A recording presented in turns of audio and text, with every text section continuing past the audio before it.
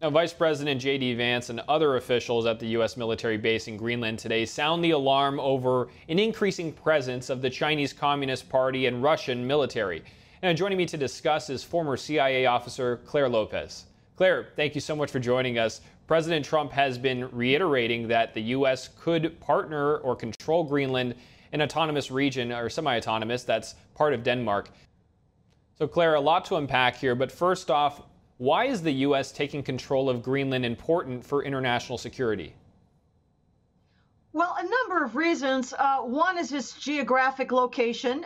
Greenland, of course, is up in part of it, the Arctic Circle, where both Russian and Chinese forces are active increasingly, certainly in shipping lanes, but also with an eye on the vast mineral, oil, and gas resources that Greenland has.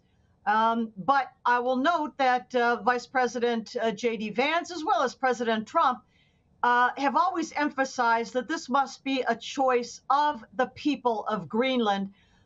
We're not just going to march in and take over. Right, and on that, a study from the Center for Strategic and International Studies last year found that that region is very much rich in the minerals and oil. But how has China been working to bolster commercial as well as military capabilities there? And as well, what would happen if the U.S. doesn't secure it?